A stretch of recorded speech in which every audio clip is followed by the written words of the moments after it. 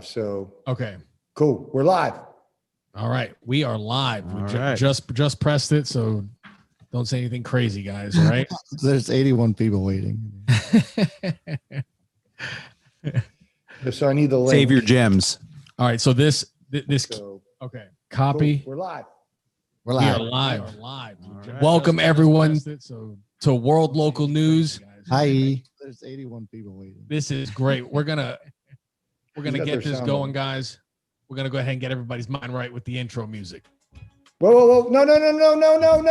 You can't do it. Stop the intro. No, stop. We got to get 81 people over. I need the link. Oh, okay. My bad. No. Copy and then hold on. In the chat, right? Yeah. Bam. Here's Brad, do you Here's a got link. it? I don't have it. It's in the chat. No. Okay, hold on. Can you send it through the regular chat of Zoom? Yeah, that's what I did. No, you sent it in this meeting. I need it. Brad knows what I'm talking about. Oh, Hold on. Why isn't it not pulling up? Oh, wait.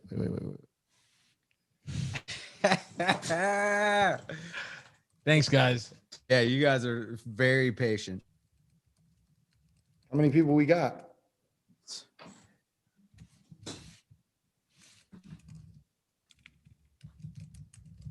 Here you go.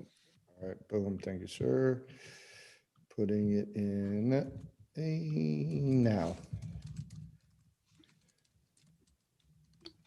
All right, give us a couple seconds while we load them up.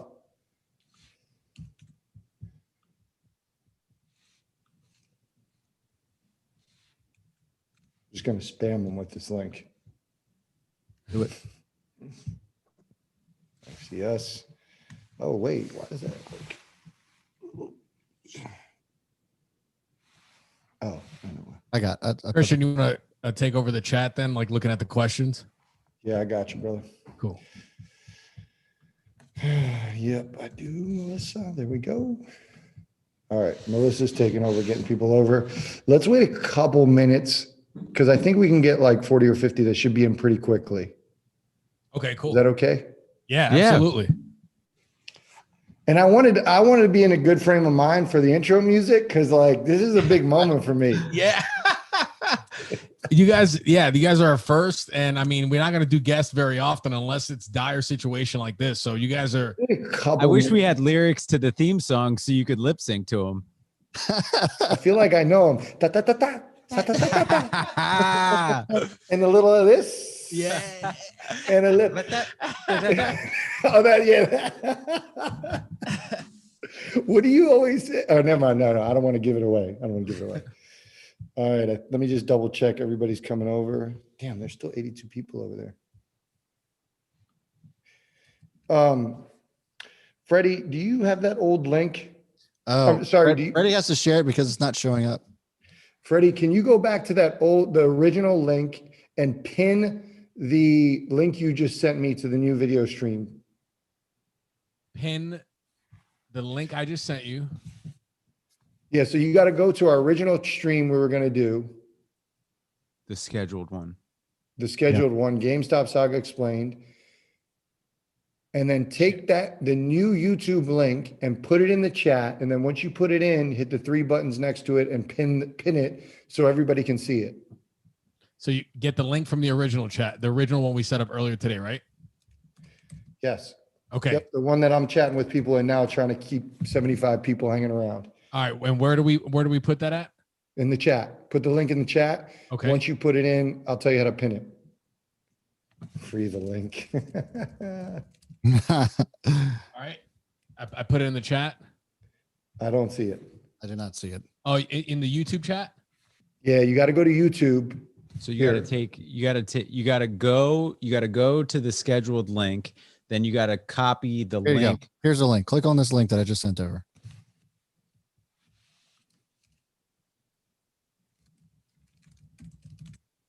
Okay. So people should be blowing up the chat. Put in the chat, the live chat, put in the new link. Oh shit. Okay. I see.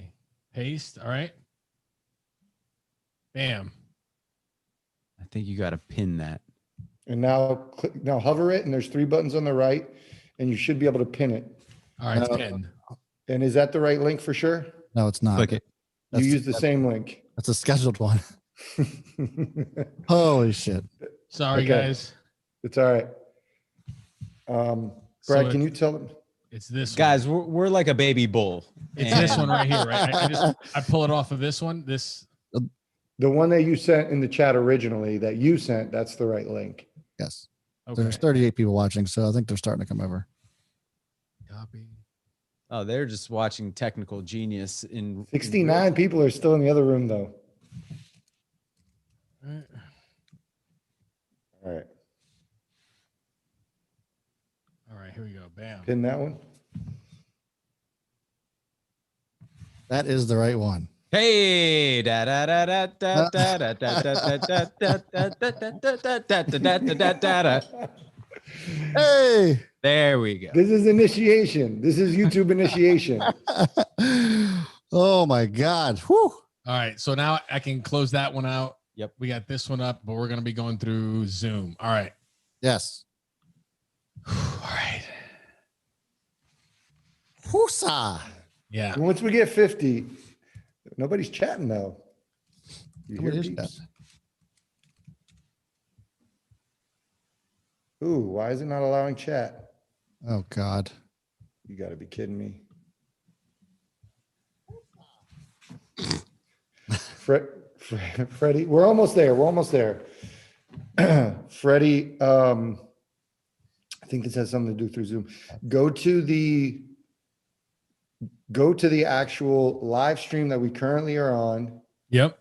and go to the chat and see if the top 3 buttons allow you to do something as the administrator. It says manage moderators, participants, pop Something out about chat. allowing them to chat. It would probably be in YouTube itself. So if you go to the chat and click on the 3 dots up top, it might give you that option to do it, or it's in your live dashboard. The 3 buttons should allow people to chat. Yeah. What would the button say? Like allow chat? Something like that. Participant. What does it say for participants? Nothing. It just has my name. All right. So go to YouTube Studio. Actually, better yet, just click on go live. And Click then on what? click on go live, like on YouTube. Just click on go live. The plus camera. Is that what you mean? Yeah. So like you click on the plus camera, then go And live. then it gives you, it gives you the option of Go upload, live? go Okay. live. Yeah. And then it should take you to your scheduled streams, and you should be able to click on the current one we're on. Okay. Then there should be like settings in there. Let me I'm trying to walk through it myself so I can tell you what to do.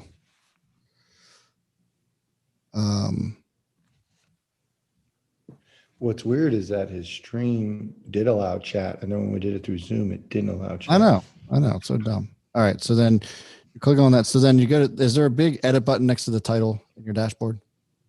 Click it. Click the square.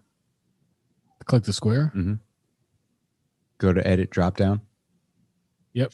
Live chat should be enable live chat. I bet you it's not checked. More actions. Whoa. Oh, no.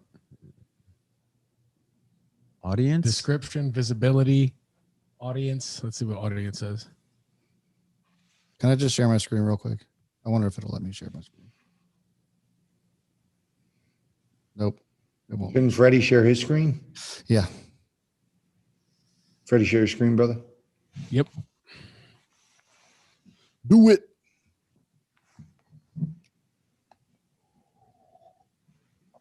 There we go. So click on the live one. Yep. Like click here. Yep. Then edit at the top next to the title. Close that. Close out of that. Yeah. We're on a little delay.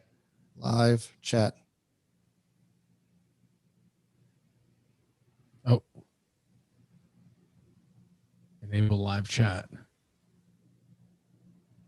Oh yeah, what the hell? It says it's enabled. I don't know why it's not letting us chat. That's some horse shit. It's so dumb. Oh, what's You just gotta do it. What's the allow live chat to replay? Oh, I guess on a. When they watch it after the fact, people can Yeah. see what we're saying. Yeah. Yeah, I don't know now. That was my So, thing. let's just roll. I mean, it's, I guess, Chaos Crew members, if they want to chat with us in I don't even know. I was going to say Discord. Yeah, it's so dumb. Guys, anybody watching, if you are a Chaos Crew member, obviously stay watching, but I'm going to be in the Discord in the off-topic chat. If you guys want to chat in there, ask questions in general, we'll do it there. Sorry to make it so confusing, guys. I wonder if Yeah, we're newbies Yes, here. hold Sorry, on. guys. Sorry, guys. one more thing, Freddie. I wonder Yeah. if it's because you're actually technically live on both things. So if you want to delete the one live stream, Oh, that's a good point. Oh, the scheduled one. yeah, Yeah, go back into that manage. Ooh.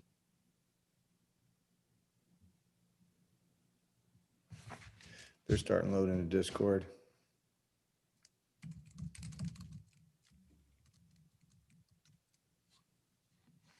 hey, oh no, it doesn't work. Okay. Can you just share your screen while you're doing it, bro? That way, in Yeah. case- Sorry. You're all good.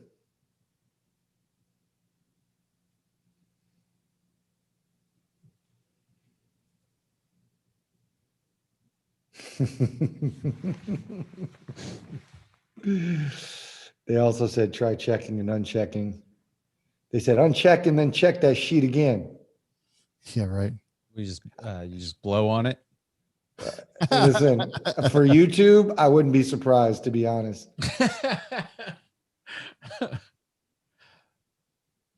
What's up with this? I would delete Try it. clicking on it again. Just trying it again. This thing? No. Did you delete it yet? It's deleting. It's deleting. Oh, okay. It's like processing. Yeah. It says while you wait, you can leave this screen. All right, so I guess I'll do that. Go ahead and uncheck and check just for the hell of it. Go into that one again. There you go. There's deleted. Edit.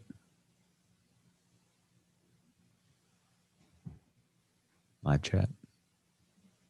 Boop. Boo-doo-doo-doo-doo-doo-doo. It's definitely like a Nintendo. Yeah, it didn't do anything. All right, let's roll. All right. I don't know why it's doing that. It's so dumb. But hey, this isn't about them. This is about us, fellas. It's a little bit about them.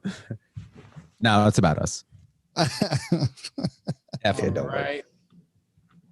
Boom.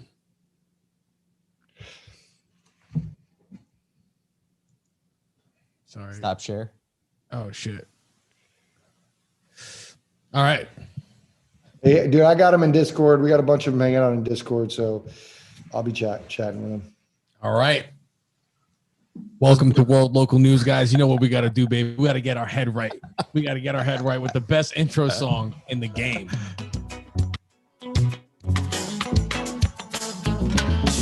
Welcome to World Local News.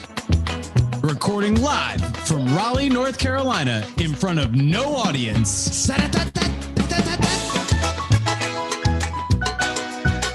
World Local News, 80% news, 20% bullshit. You've got questions? So do we. Like my grandmother always says, don't knock it till you try it 8 times. I'm not wearing pants. World Local News, everything is fucked.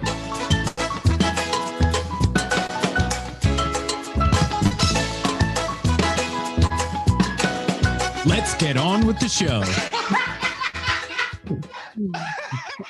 What's up, baby? Welcome to World Local News. I am your host, the Black Jonathan Taylor Thomas, Freddie Valoy, and I'm here with the White Ivory King himself, Greg the Hitman Perlman, baby. How you doing, bro? Yo, what up? What up? What up? What up? We have a very special episode today. Before we get to that, guys, quick plugs. Follow me on Instagram and YouTube. It's just Freddie Valoy. Just go ahead and hit that subscribe button. Got some fun things coming down the pike. Date Live with Freddie Valoy is coming back. But right before that, we're doing a local competition in Raleigh. It's a dating show, and voters will get to vote to see which couple is the best, kind of like Bachelor, Bachelorette style thing. So if you're into the dating show kind of thing, go ahead and follow me on Instagram, Freddie Valoy. Or if you're into laughing, just go ahead and follow me. All right, Greg, where can they find you? Well, first and foremost, they can always find World Local News on YouTube. Just search World Local News. You can follow us on Instagram at World Local News. You can follow me on Instagram at G Perlman or on Twitter at Greg Perlman. So, Freddie, you mentioned it at the jump. We have a special episode today. Absolutely, yeah. Now, we covered this a little bit in our last episode, but it was still breaking news. We broke some news. We were in the kiddie pool with the news. We were in the kiddie pool with the kids. We were hanging out very safe. All right, but I don't think we got deep enough. So we had to. I had to make a quick phone call. We had to call in some big guns. Absolutely. I had to call in some big guns here. So we have the guys, we have Brad and Fat Man Zoom here from Own the Chaos. Guys, what's going on? What up, fellas? Thanks for having us. Yeah, thank you for gracing us with your presence. Fun fact, Freddie, I don't think the people watching knows because we have a lot of Chaos Crew watching. So everybody, at the end of our shows, when we say bye, that's actually from Freddie Valoy. We have to give him credit. Make sure you. World Local News Inc. will be expecting some residual checks in the mail coming soon. Some royalties. So, gentlemen, first and foremost, appreciate your patience in helping us trying to navigate the technological world. We apologize to any Chaos Crew members for not being able to get live with us in the YouTube chat. But come on over to World Local News and check us out. Give us a follow. Give us a subscribe. Tell a friend. But guys. Most importantly, thank you for being here tonight to help us walk through what happened this week. This guy's giving a fucking graduation speech over here. You know, Jesus Christ. I'm ready to go. All right, let's just hop into it. Stocks, what do you got? Guys, thank you for coming on. I want, just for the layperson to help us out, because we know you guys and the Chaos Crew members know your shit here, but tell us why all the hubbub with all this GameStop stuff? Why is this so important to the average person? It's not that important to the average person, actually.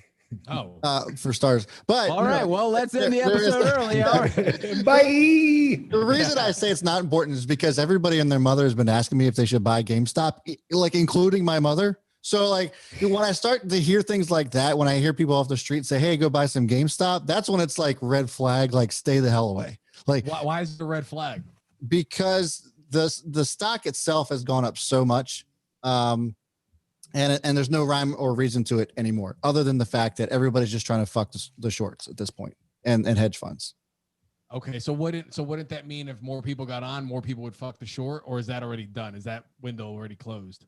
Yeah. So essentially, they're squeezing them out. So hedge funds bet against the stock, and everybody and their mother through Wall Street Bets and everyone else has now decided to say that we're not going to basically take that shit from the hedge funds anymore, and we're going to buy this up and basically they're going to lose their ass because they bet against the stock, and now the stock is going up.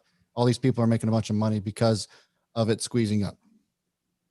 Fellas, can we rewind it back just a quick second for World Local News listeners? Yes. Can we get a very, very quick 60-second overview of what happened? Because I think for some of our listeners or any normal person that's not engaged in the stock market, they're already lost by some of the terms that you use. So let's set the table. So GameStop, I've been in and out of GameStop for years at this point, and it's always been a stock that's kind of been down below $10 a share. And some of the reasons. Hey, Brad, I'm sorry. I don't mean to cut you off. Can I take a stab at this one?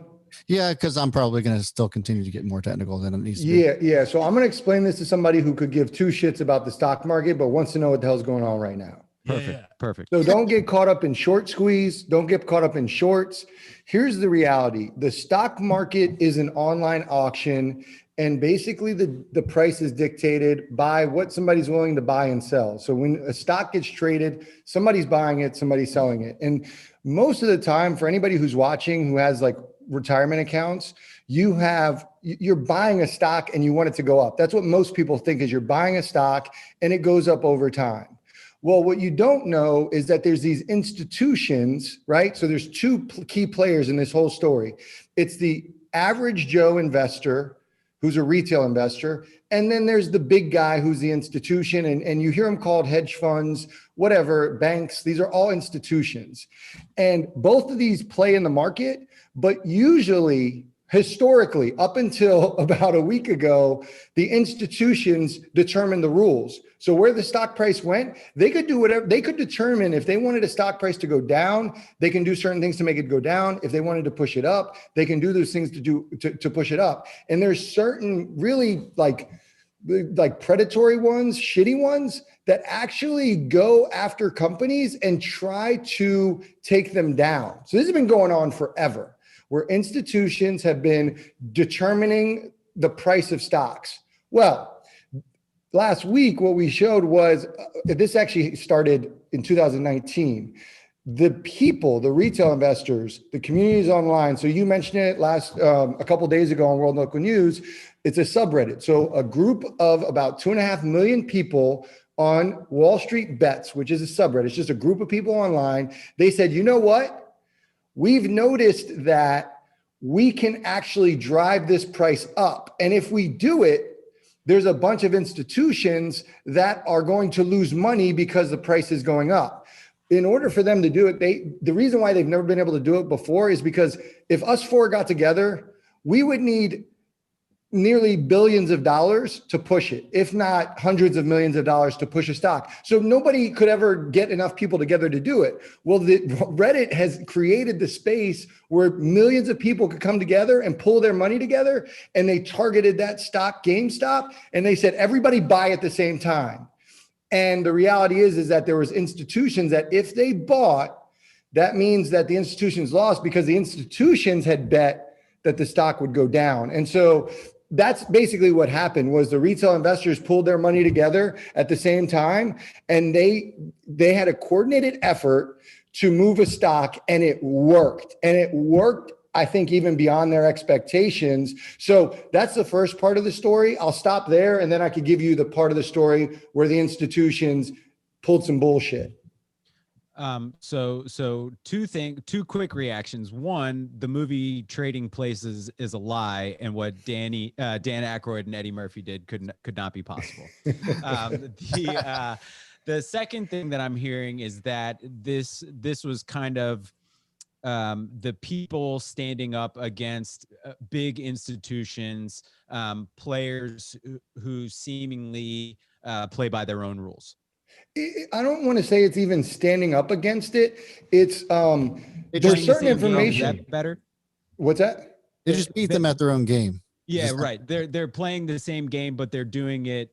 They're pulling together multiple people versus against a single institution. But in this case, many institutions that were all doing the same thing. Well, yeah, well, it was so there was one big institution, which is called Melvin Capital. They're sort of the big one here.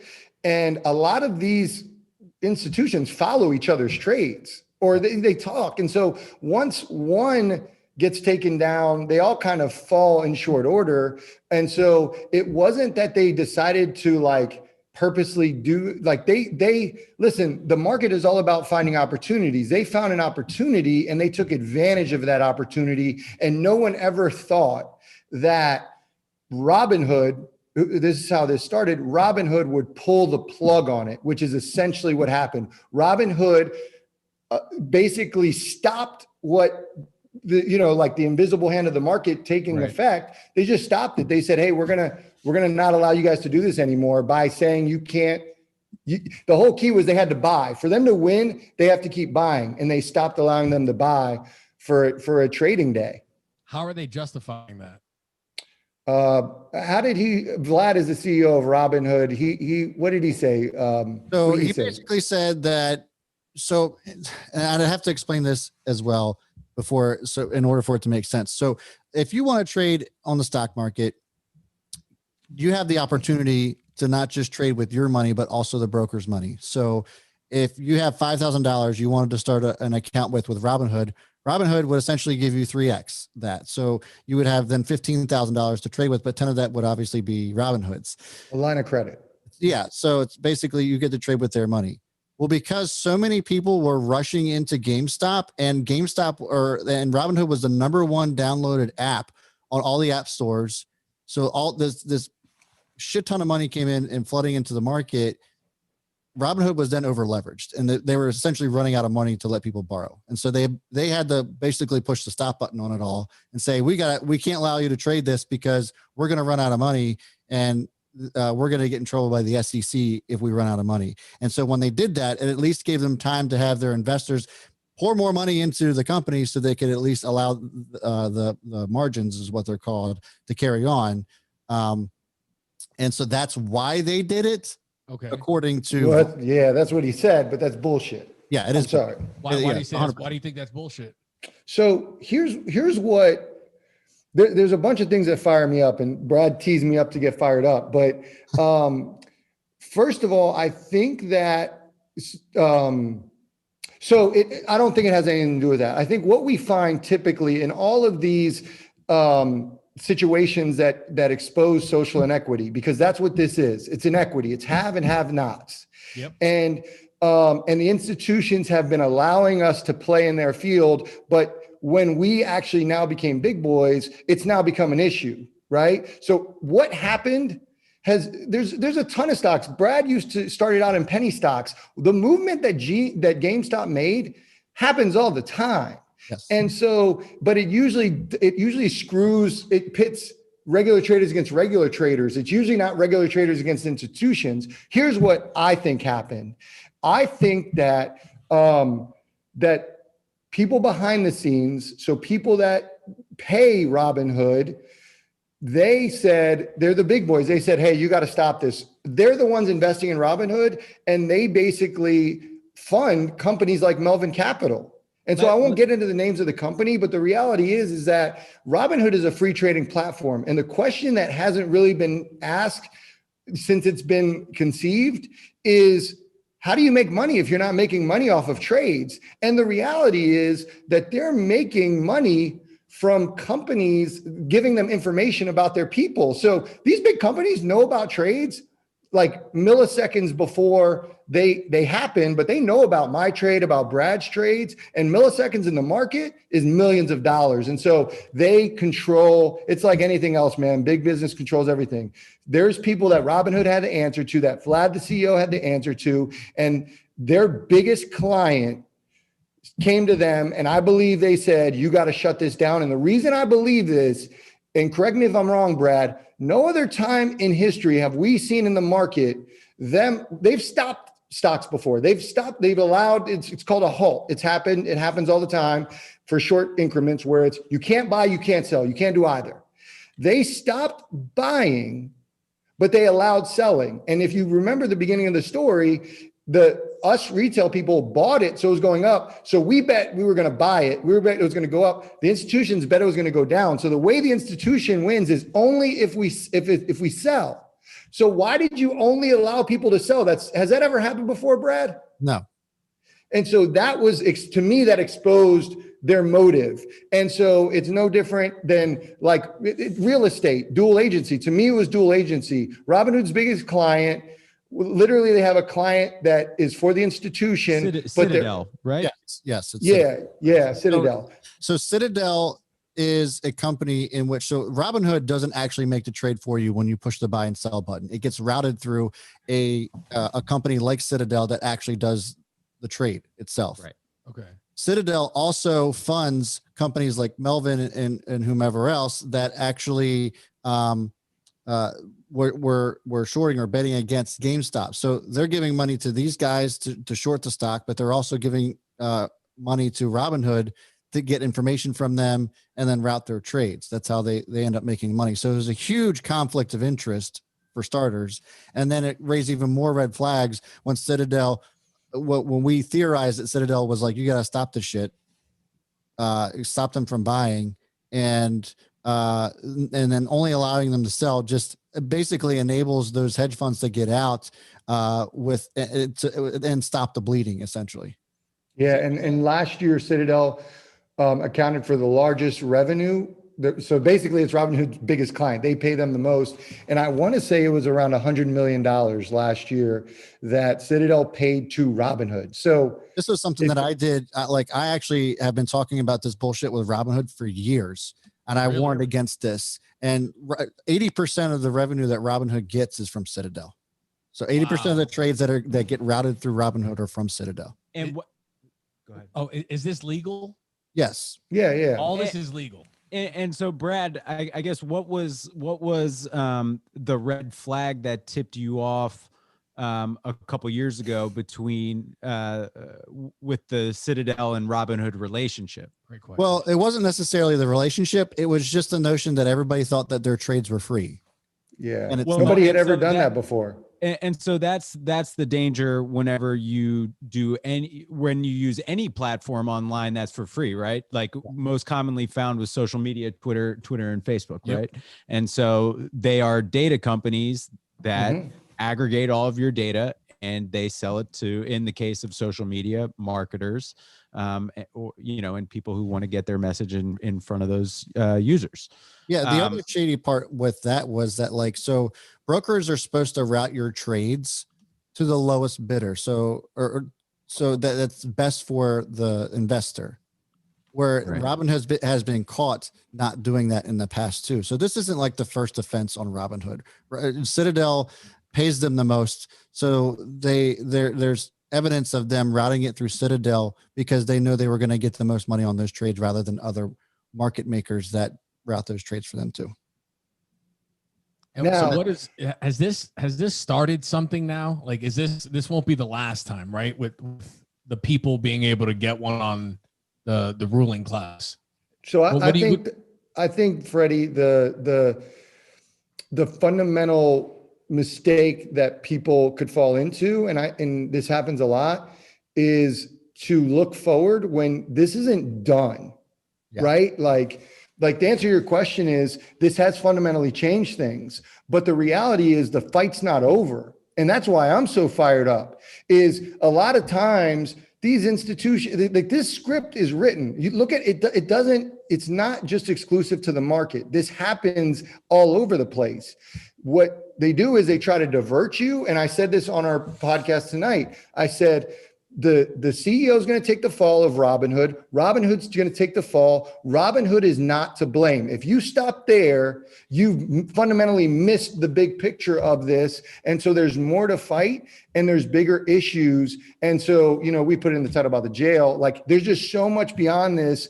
And so the people could continue to revolt and this has definitely changed the rules, but there's some fundamental problems that still exist that I fear people are just going to allow get swept under the rug with time, or with the CEO being the scapegoat, because it has nothing to do with the Robinhood CEO. Well, so I don't. Here's. I don't think that the Robinhood CEO is innocent by any means. I think at minimum we're looking at being complicit or a party to a financial crime. But I think the real change that would be any type of lasting change would have to come through legislation and policy. No? Correct. Yeah, you're right. So, go ahead. No, go ahead, Christian. My point is that the one thing I want to bring up is the reason why it's not done being written is because there's still issues happening right now. So they allowed people to trade, but now you can only trade one share of GameStop. So it's not over. They're still trying to control the rules. And so that's why. So they're trying to scramble to protect themselves from this happening in the short term, right? Because Correct. I would imagine that these hedge funds, institution banks have a lot of these short bets out there still. And if you've probably quadrupled the size of Wall Street bets, if not even higher, in the matter of 5 days. And so now you have a lot more retail power, but the goalposts, are obviously shifting, right? They are, but it's showing that Robinhood, listen, a share of GameStop right now is $325 a share. Okay. They're allowing you to buy one. That's it. Sell as many as you want. You can buy one. The average people in our crew, in our chaos crew, first of all, nobody's buying one share of GameStop, No. but you're going to be buying, if you had the opportunity, you're going to be buying tens, hundreds of shares. It's not uncommon, right? So like, I would say like nobody's buying one as far as the people that are like more seasoned investors. And so you're still changing the rules, and that's really frustrating. And I think part of it is ignorance on when you say legislation. I think a lot of politicians don't even really understand what's happening here and why it's wrong, because Robinhood came out with a list of 50 stocks that you have restrictions on now, trade restrictions. Well, it's clear they only did that to try to cover their ass. The reality is, again, that's never like, you can only buy one share of GameStop. Like, oh, we let them trade now. No, you didn't let them trade. Let him buy one share. You didn't let them trade. Yeah. Wow. So was anything about this? Was at any point was there anything illegal going on? Like, Good question. will people anybody be going to jail or something? I don't know. Change on that end. I think somebody has to, and I don't know who that person is. And Christian, kind of alluded that maybe it could be Vlad. I don't know if that's. I mean, that would be crazy if it happened, but I feel like somebody has to fail. Like Robinhood could turn into like a Lehman Brothers, because the irresponsibility that they took, like allowing investors to over leverage and not really having enough, money to lend out to all these people that were coming in, was wrong. And so either somebody's going to jail or a company is going to go under, and it could either be Melvin, which is the hedge fund that ended up shorting the stock, or it could be a Robinhood, which I think it could very well be Robinhood. I think Robinhood could very easily go out of business because they sorry to interrupt. Did Robinhood get a class action suit against them already? So they have a class action suit against them, but I don't think that that's really going to be the nail in the coffin. I think what already is what they can't take back those 24 hours that they, basically told people that they could only sell the stock. And now Robinhood has been, their whole motto has been basically from, robbing from the rich to give to the poor. And they did the exact opposite in this situation. And so now that whole message has been tainted. And those people that, signed up through Robinhood because of the message that they were trying to deliver, how do they go back from that? And how do they take that back? And I just don't think that they can. And they're already losing. I mean, delete Robinhood was trending on Twitter like crazies. And you have Dave Portnoy who's trying to crush them into the ground too. So like, I think just that amount of negative publicity, the message that they've been sending all this time, and then basically turn their back on their own people, I think that could end up crushing Robinhood in the long run. And if nobody goes to jail, I would imagine that one of those businesses are going to fall. Well, at what point? Sorry, Chris, go ahead, man. I think it's both. Like, let me be clear. I wasn't implying that I think that Vlad was going to jail. I think there's a very good chance he will go to jail. I think what's going to happen is these people behind this, Vlad's a puppet. Yeah. And there's people pulling the strings, and I think they're going to fire him. The board is going to fire him to say, hey, look what we did. I think he's going to have to fall on the sword. Now, he deserves to go to jail, and I think they may be stuff that comes out that he may be responsible for, and he may go to jail. But I think that for those following, Steve Cohen may potentially have to go to jail if he had knowledge of what's going on. The CEO, Steve Cohen, is basically, so this company, Melvin Capital, is funded by other companies. So when they started going under, there was two other companies they called Papa, and it was Steve Cohen's company and then another company, Citron. So you hear people talking about Citron.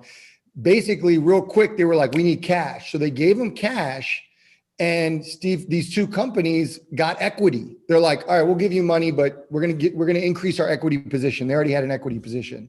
So Steve Cohen is the general manager or the owner of the Mets, but he's also the owner of this other fund that funded Melvin Capital. So what people are implying, and Dave Portnoy implied this, was Steve Cohen knew exactly what was going on. And so I think that there are going to be some people in those companies that funded propping up Melvin Capital, because I don't even think Melvin Capital made the call. I think somebody else made the call to Robinhood and said, shut this down. And it wasn't only Robinhood, TD Ameritrade, Webull, other brokers also did it. But Robinhood really took the fall because they were the first. And also 60% of Robinhooders were in GameStop at the time on the buy side. Got it. 60% of, almost 10 million investors. Wow. We're in GameStop. That is insane. Well, and the other thing that I will point out too, the other brokerages did this, but they did it for like an hour or two. Like I have a brokerage called Webull, and they did the same thing, but it was only for about a couple hours, and then they allowed it again at the end of the day. And I'm not limited on how much I can buy from them. I think it was more of just like oh shit, are we good? Okay, we're good. All right, you can just go back And so you think that Webull was checking their coffers to see if they could cover whatever they needed, whereas Robinhood needed to raise that $1 billion. Yes. Got it. Well, that's what they said. Yeah, we think that there was people that made calls to Robinhood and told them to shut it down. Yeah. Well, no. I'm talking about Webull now. I'm talking about Webull. What I thought Brad was implying is that they needed an hour or two to like check all their accounts, make sure they had that $1 billion in the bank. And then once they were like, hey, we're good. All right. Trading's back on. Yeah. Yeah. I don't know. I wouldn't be surprised if others were involved as well. I don't think that like Robinhood has the only one with bloody hands at this point. All right, fellas, we'll put on the tinfoil hat from time to time at World Local News. We do too. Yeah. So who are these guys? How does Dave Portnoy, the Barstool Sports president, how does he factor into this? Who are the shady characters? So here's the thing. Dave Portnoy is not shady, and here's why the movement has legs. And it all goes back to media and the fact that social media has given a voice to these people and really a place to congregate.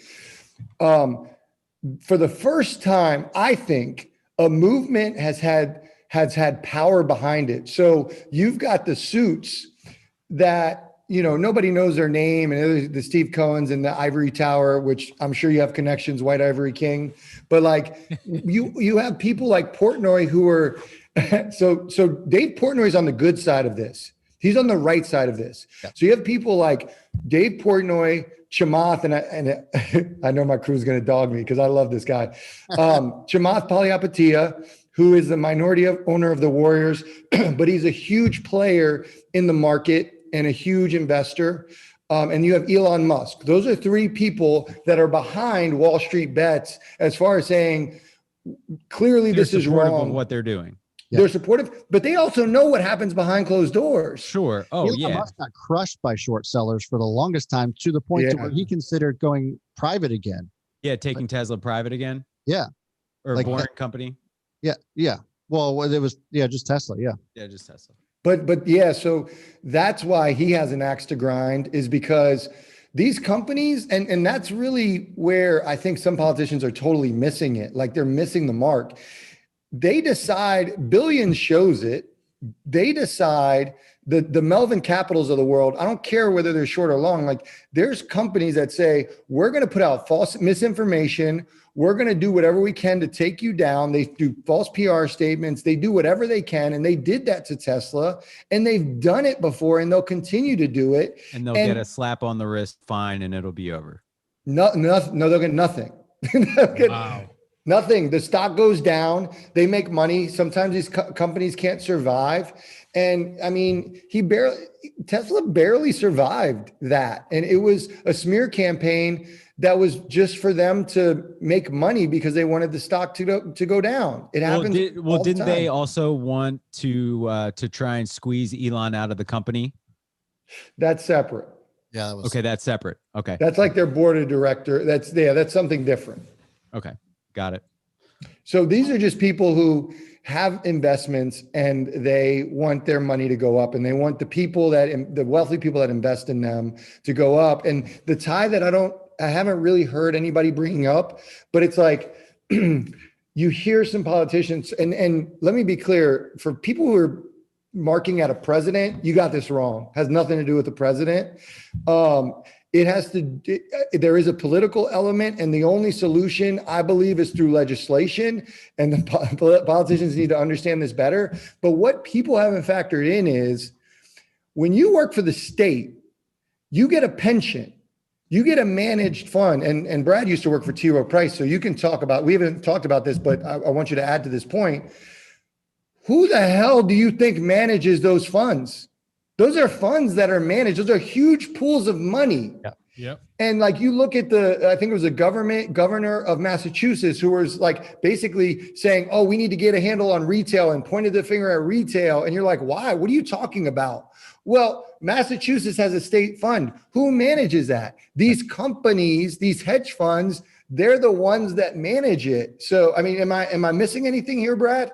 No, I mean, Elizabeth Warren, I even shared this to you. Elizabeth Warren put out a tweet about, market manipulation needs to be looked into when it comes to the Wall Street Bets folks. And I was like, again, we're missing the point here. We're missing the mark. The take here from some of these politicians is directed at the wrong people. Like Sorry to cut you off, Brad. It was very disappointing to hear someone like Elizabeth Warren, who, in both rhetoric and proposed legislation over the course of the last 9 years, has been pretty harsh on Wall Street and the banks. Yeah. Now, maybe she's talking a big game. Maybe she's vying for a seat, in Biden's cabinet. I don't think so, but it was very disappointing to hear her side with the institutions versus.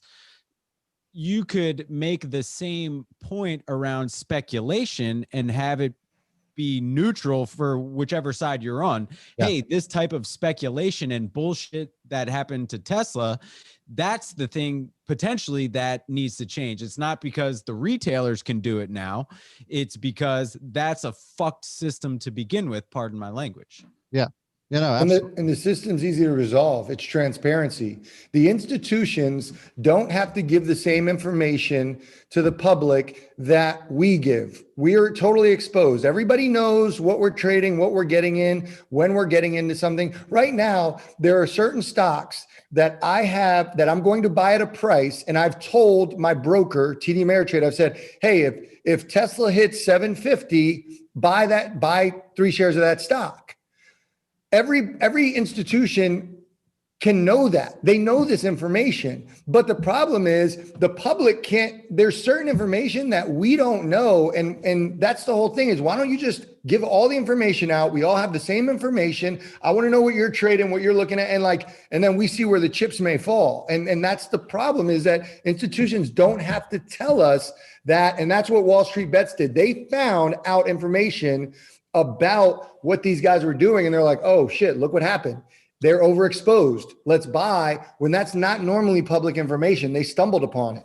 And so how does a Wall Street Bets user find out that information? I have no idea. Brad, do you have any idea? So you can pay for services to find out short interest on stocks. It's not all that difficult to find out how much short interest is on particular stocks, but you have to really look for it. And it's even harder to try to get a conglomerate of, 2 million people to buy into the notion that you should buy up this otherwise shit stock, and run it up. It's especially something like GameStop. Penny stocks are a whole different ballgame because you only need you would only need a couple hundred people maybe to buy something up, to run it up. With GameStop, you needed 2 million people to get it to actually move and move the shorts up. So, so what you're saying is there's a chance that we could turn some penny stocks into some.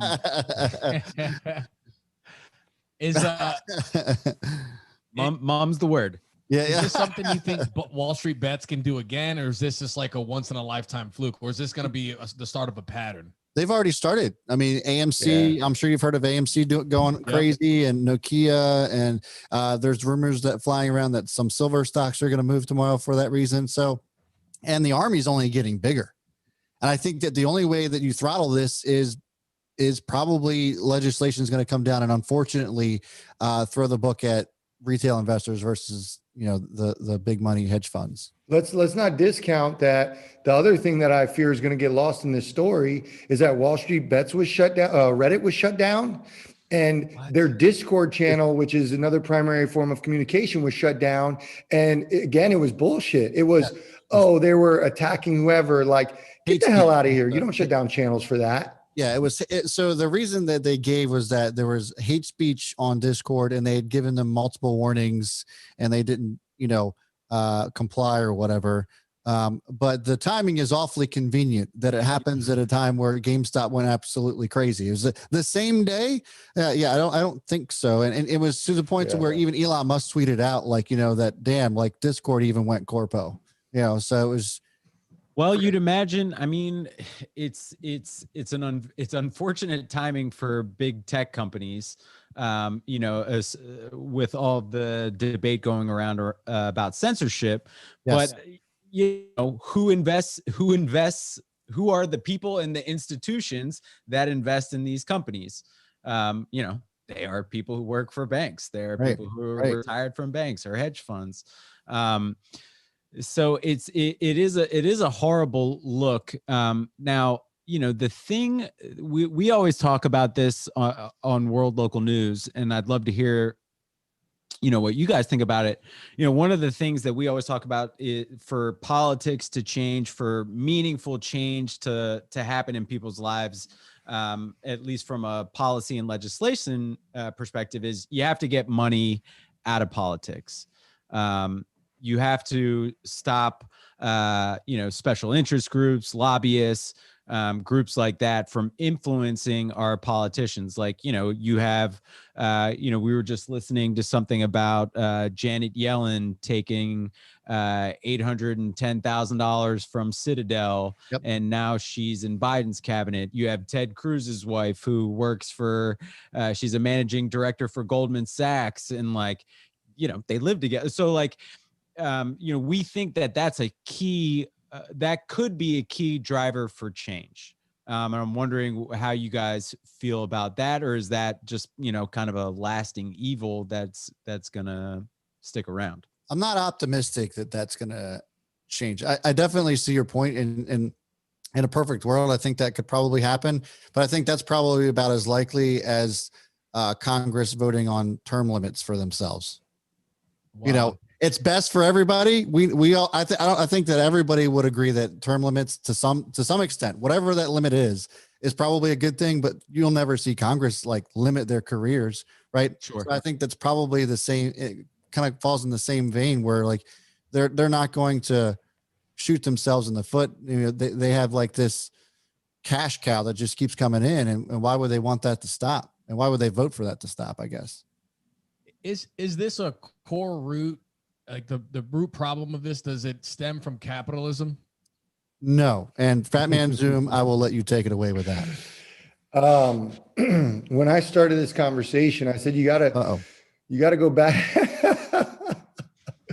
When I was a young boy, and you got to go back to Occupy Wall Street. And this is cronyism. It's cronyism. It's not capitalism. It's veiled as capitalism, but it's not. And the big banks, back in 2008, they were propped up, and we've seen this time and time again. I mean, it just happened. It literally just happened. Like we got to beg for $600, right? It's like a big deal. Should we give $600? It's a big deal. Should we give $2,000? I'm not saying whether that's right or wrong, but it's like That's what people were arguing for. These companies, airlines, it's happened. They've gotten bailed out. Banks have gotten bailed out. Business, the way capitalism works, see you, Brad, the way capitalism works is that basically you have to allow sort of natural, it's called the invisible hand to work itself out. And so this is actually killing us because you're not allowing the cream to rise to the top. Like I was telling Brad, you know, when this happened, the COVID situation, I thought I was going to lose my company. I lost almost all of my clients and like my back was against the wall. And you know what? It forced me to make decisions and I was better for it. If somebody came and bailed me out, would I have learned anything? Would I have fixed anything? Yeah. And so if businesses have to fail in order for capitalism to work, because then somebody better is going to replace it. And so I think the root of the issue, there's a couple things that are at the root here. One is this shows the power that people have, truly the people have. And it's going to continue to happen. And we need to leverage our power. And it can be in good and it can be in evil. Somebody was saying there's a fine line between a movement and a mob, right?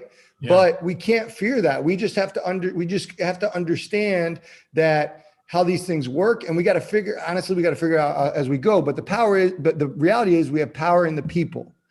The other thing is, I think the issues of the past 12 months have showed us, any social issue, is that we're not educated enough as people. Like we're not educated enough in the political system. We're putting too much faith in our politicians. We're not educated enough in the market. Like how many people just blindly trust their financial advisor and they don't know what the difference between a 401k or Roth IRA is, right? It's like we were not taught education in school. Why do you think that is? Because just for us to stay dumb in the markets. And so I think it's exposed sort of like our need for education as a community, as a whole. And that's the problem, is a lot of people don't know the travesty and they're not as fired up as me and I'm not even fully educated, but it's because they're not understanding exactly what's going on. When you say short squeeze, they're like, what?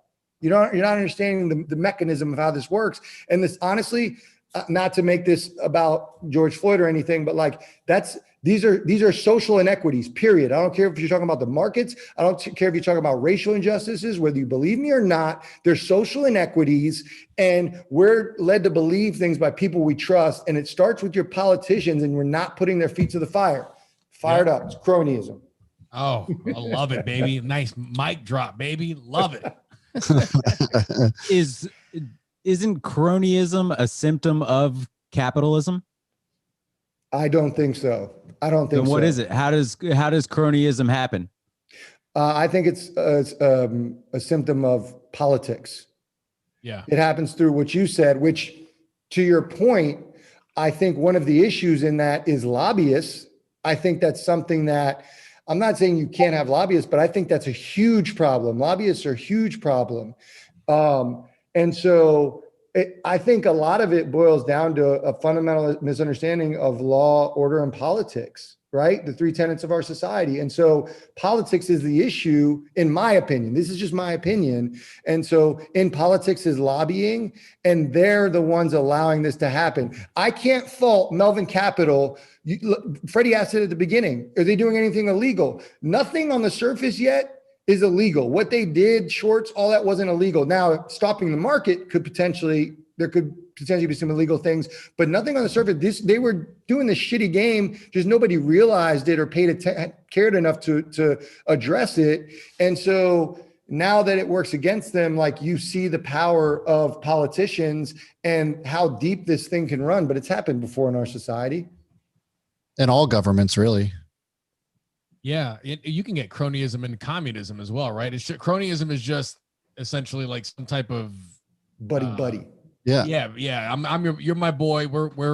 We want this same goal together. So I'm gonna make sure you don't fail. You hook me up if I need to. So it's like, yeah, it's just people being shitty and unfair, wanting to hold on to power. You know, Chamath in the All In podcast, he gave a great solution, or one of the great solutions, which is we need to stop having career politicians.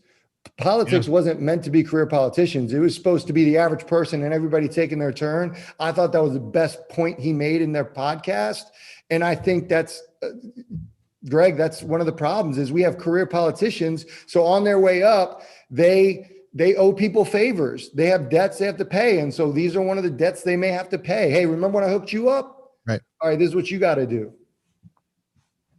Well, and then if you are going to be a public servant, then there should be a very long period of time after you've served that you cannot, work with any institution where there might be a conflict of interest. And I don't think I don't think the statutes as they're currently set up run long enough, clearly. And I think in terms of like if we're talking about shorter term limits, like the quality of candidate and standards that you need to meet in order to even be a candidate, this is nothing about Republicans or Democrats, but hey, Ted Cruz, your wife is a managing director at Goldman Sachs. I'm sorry, you have a conflict of interest that we deem impermissible to ethically serve your constituents. Yeah. Mm-hmm. That's a fair point to bring up. I think it's fair. I mean, I think, I think the hope is that there's more attention from a younger generation starts to pay attention to these issues. And hopefully more of these younger people realize that there is an opportunity and there is a place for them to serve in public office. Because I think one of the things that Republicans do a really good job at is fostering and nurturing young talent, or at least seizing the moment when young talent can unseat something that doesn't fit their agenda. And what I would like to see is, from an education perspective across the board, a shift being made that allows for real, tangible, applicable education. Now there certainly needs to be pockets for, the more theoretical studies and things like that. But the majority of people who have graduated from college probably in the last 20 years, I'd love to see the breakdown of, how many of them got jobs in the degree that they hold. And so an education shift, I think, needs to happen across the board, where we are not producing outcome-driven human beings, meaning we produce so many people who just go in to fit a specific job or a specific pattern of life, like the quote unquote 9 to 5. And, and as all of us, would probably agree, the road of an entrepreneur or a small business owner is a difficult one, but the freedom that it permits is the freedom that I think, is a part of the American story, or what we're sold as the bill of goods, right? That's what I do. What I do, baby. Yeah, no, for sure. I go to work in my underwear, and it's great. Ah, that's great. He does on Wednesdays. Waist down Wednesdays. Yeah. The problem with the challenge I think the challenge with all these issues is that they're so convoluted, so layered. And when you start pulling on it, like there's just all these things that come out and it's almost exhausting. And you're like, where do you start? Take any social inequity issue. It's so challenging because it's like, where do you start? And that's honestly for the past year, my message has been, you start with politics and education and how the system works. Like, these politicians are supposed to work for us. And I agree with you, Greg. Like, there's all these other things that could happen, but if there are never repercussions, it doesn't matter. And like, the president doesn't have as much power as people think. Like, your local politicians can put pressure all the way up, right? Your mayor to your governor to your president, whatever, like, and Senate, like Capitol Hill actually, to me, has the power. Capitol Hill is where the power lies. But You can go to your local councilman, you can go to your mayor, you can probably get access to your governor, and you should say to them, hey, where do you stand on this, and what are you going to do about it, right? And we just don't. And it's hard to figure out where you start, but to me, it's got to be legislation and upholding legislation, because police, right? Like laws don't matter. The repercussions, if they're not in place, cops can't enforce anything if politicians don't put them in place, right? So it starts with the legislation, and then it's enforcing it. And we talked about Robinhood, and then you go and you look at it and you're like, wow, this is a bigger issue. There's a lot more going on with this. Yeah. My, the character Lester Freeman from The Wire always said, follow the money. Mhm. And I think, and I would argue that that's almost a better place to start than just saying, education and legislation. Let's start following the money and see how intertangled money and these big players are behind the scenes. I think that's and then you get to see whose campaigns they're donating to, what nonprofit they might be donating to, what research institute they might be doing, and then you can trace that back to the politicians and actually understand, what their real agenda is and what their hidden agenda is. I lost my thought. You were about to say something, I think. No, I think I was just agreeing and stuff. Yeah. Oh, okay. Yeah. No, this has been great. I mean, I feel like we covered a lot of ground here. Do you guys have anything else that you feel like we missed? Yeah, the chat started working Oh, it did just now. Wow, look at that. Well, here's the great thing, guys. Wow, look at that. We still got 65 so many people. comments. Look at that. Thanks for joining us, Chaos Crew. You guys have been freaking awesome. Yeah, you guys are incredible. Do you guys have any questions or comments in the Chaos Crew or in the chat? It's not just Chaos Crew, but if you guys have questions, can they ask them in here? Yeah, absolutely. Of course. Or if you guys want to make points, because they're just as educated as us on this thing. They're busting. So Christian, you talked pretty. I don't want to say negatively, but you weren't instilling a lot of faith in politicians to create the legislation, or at least hold Wall Street accountable. So I'd love to know what does that legislation look like? Is it creating legislation that allows the retail investor to act like the hedge fund? Does it open up these complex financial instruments to the everyday Joe? I think it's transparency. Does Dave Portnoy start his own Robinhood?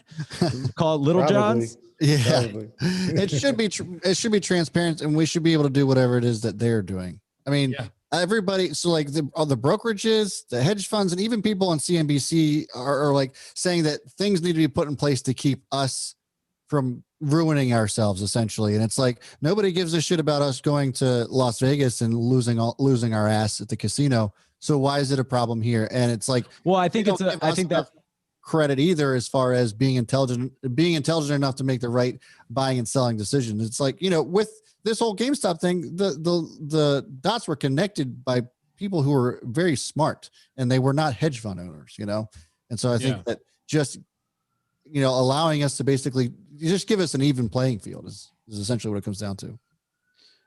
I wonder if it's more about taking away power and some of the methods of control that Wall Street has. Meaning why do these people get to play around with the potential life cycle of a company as much as they do? Is it just because that they also are the ones that maybe at the onset back those companies to even get off the ground or grow? I don't know. Did that make sense? I think it depends fundamentally on what you believe as far as how much government should be involved. In the markets, I don't think they need to be. And there's certain regulations, yes, but like the reality is anytime a stock moves, and Brad will tell you this because penny stocks is about momentum. It's about getting information that's what it boils down to, get information as early as possible.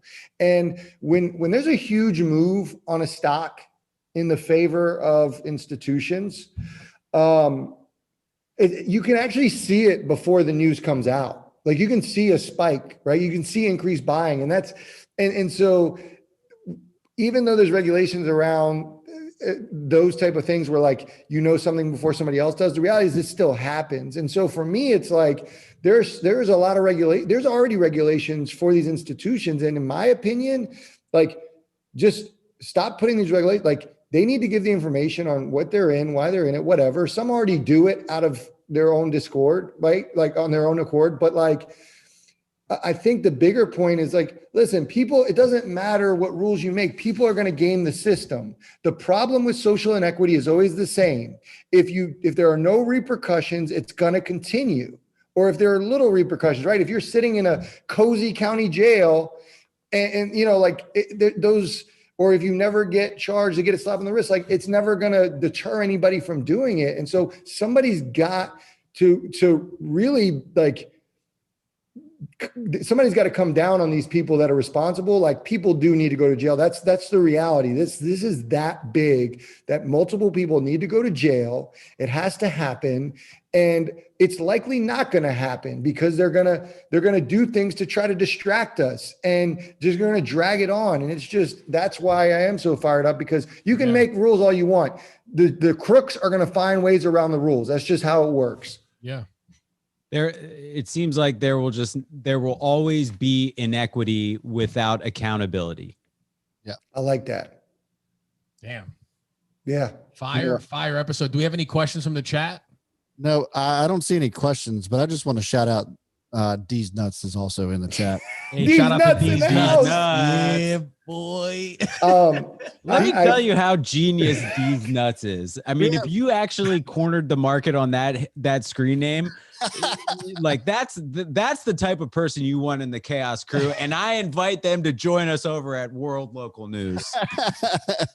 D's Nuts is a loyal follower, man. He is. He's actually in one of our intros. Yeah.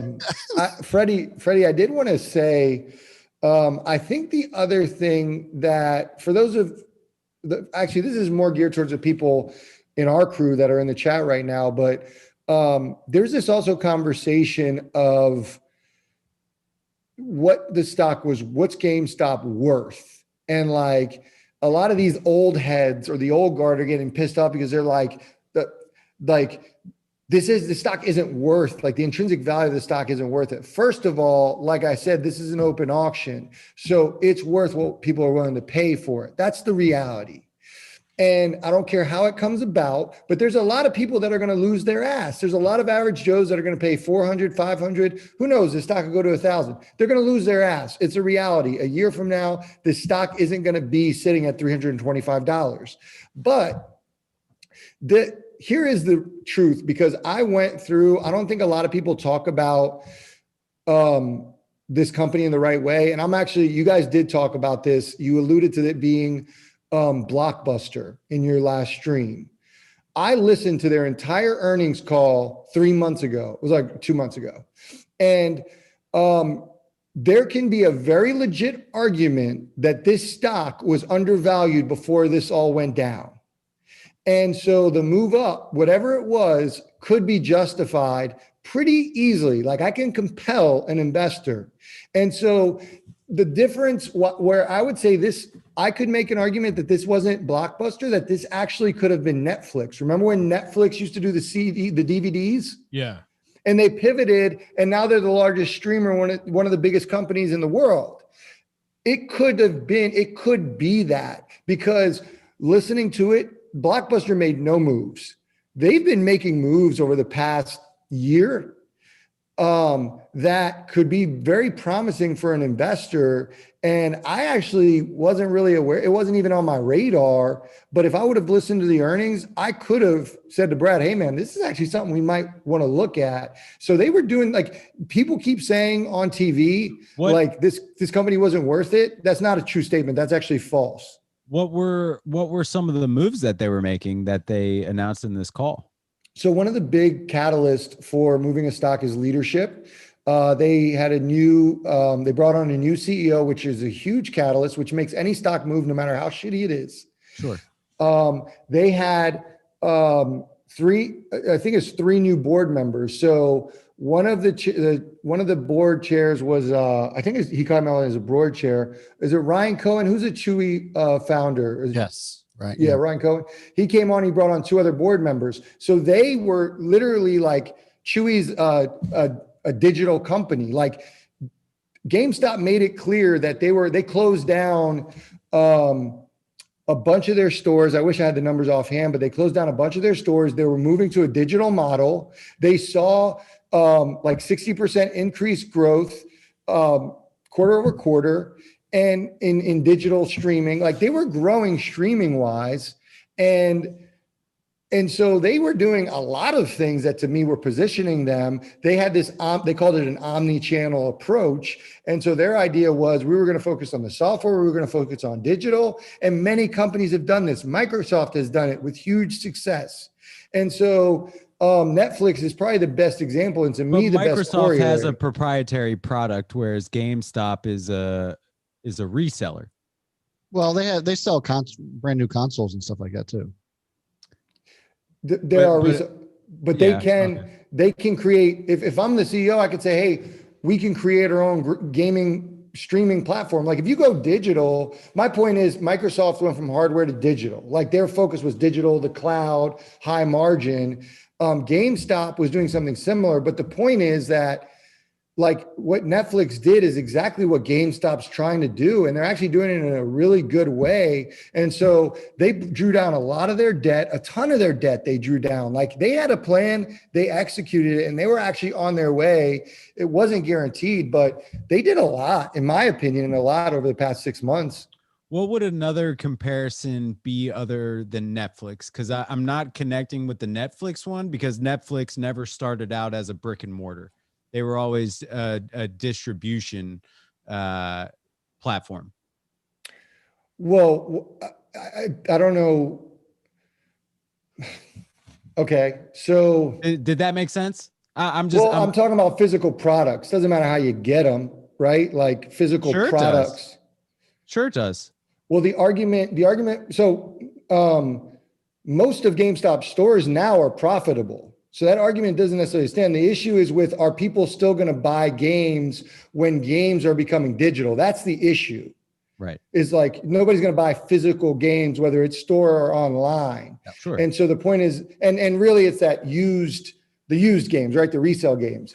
But no one really knows yet. They have a new CEO and they got 3 new board members. No one knows how they're getting into streaming or clouds, but they are. Like, they've made it clear that they are. And to be honest, you put me on the spot. I'm sure there are examples, but I can't think of one right now. Maybe they go the Spotify route and they become an exclusive distribution channel for a specific company's line of games, right? Like, Spotify is now the exclusive platform for Joe Rogan, right? That's the first example that comes to mind. And maybe GameStop is the only digital platform that you can stream. What is it? Ubisoft or whatever it's called, who makes, whatever games, Fortnite. Yeah, I think and I think they have a partnership with Microsoft, if I'm speaking of Microsoft, because Microsoft actually has a Game Pass.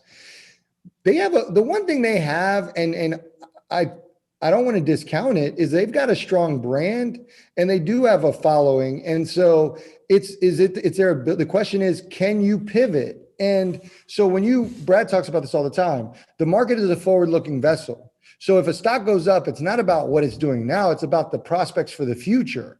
And so GameStop, my point is, I'm not saying that it's worth $325. That's not my point. But GameStop had the indicators that it should have moved up. And the only reason it didn't is because it was pushed down by institutions. So when these people are going on TV saying it's not worth whatever, first of all, it's worth what somebody's willing to pay for it. So if everybody gets together and they're like, I'll pay 325, that's on them. Yeah. Tell that to the cryptocurrency holders. Yeah. Bitcoin's at $34,000 a coin. Are you kidding me? How, Crazy. so how I feel my veins popping out of my temple. so like Getting lightheaded. God damn. all right, well, if I'm about to bring up a question about 2008 and how this ties into it, so is that going to blow your mind? Because I don't want you to stroke out on a live stream. No, I'm good. And Brad will probably jump into here. So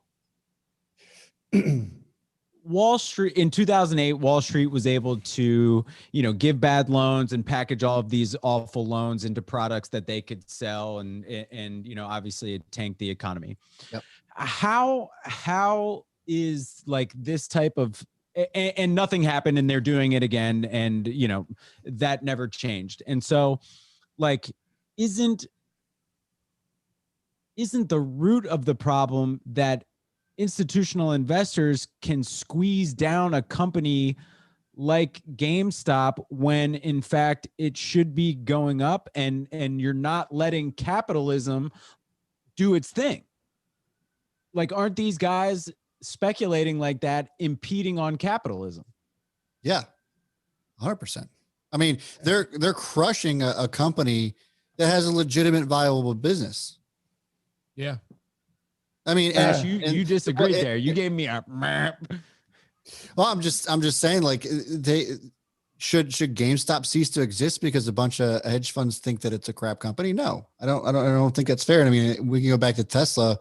People thinking that Tesla wasn't going to be able to make vehicles that would actually create a sustainable business.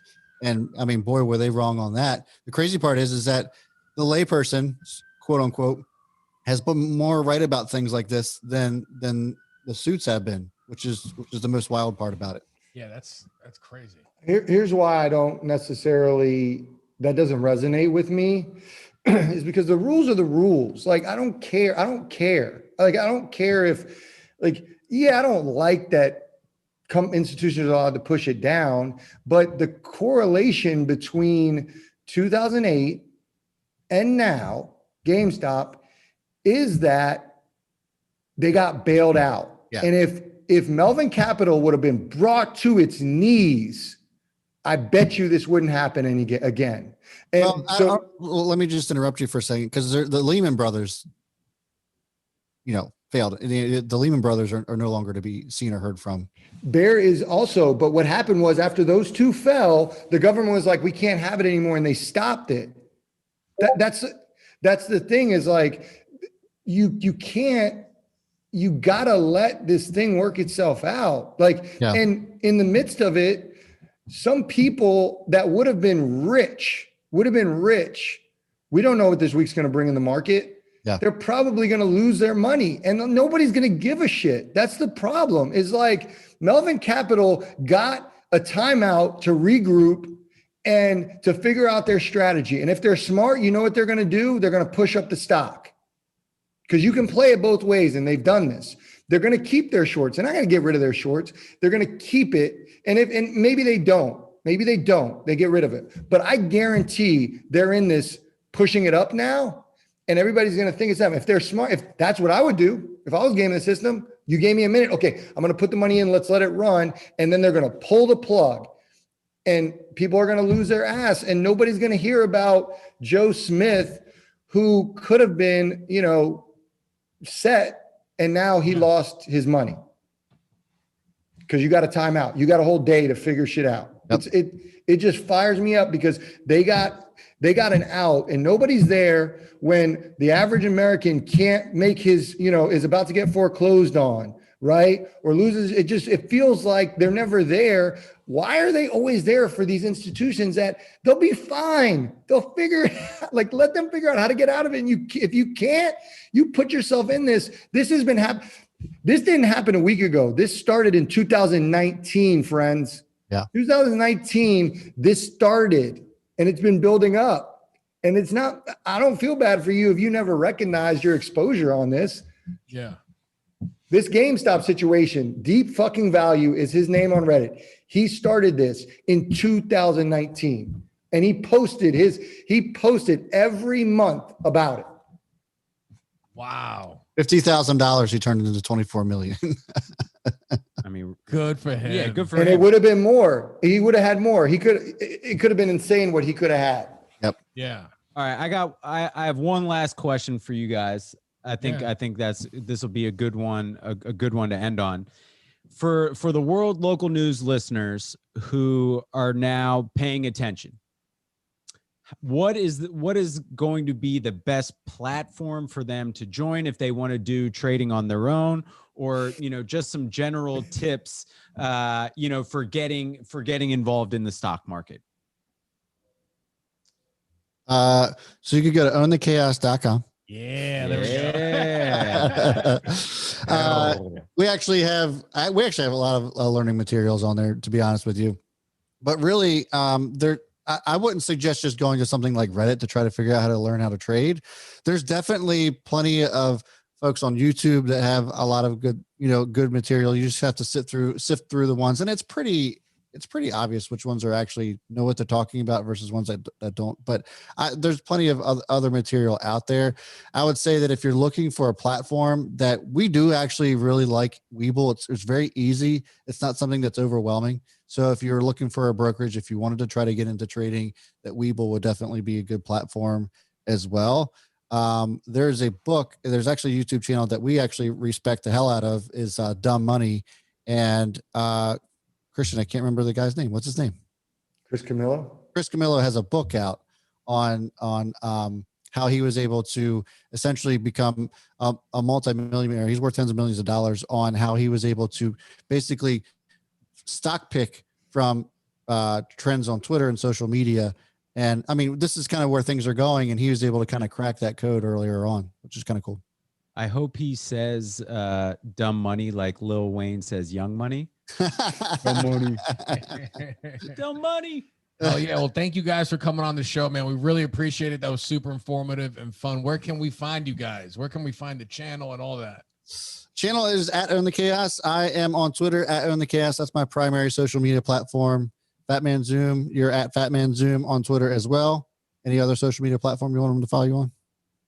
Well, you're World Local News people, Cash here, but yeah, go to Twitter, man. I've been loving Twitter. I'm reinvigorated on Twitter. Same. So go to Fatman Zoom on Twitter, because I'm just having a ball. I'm just fired up.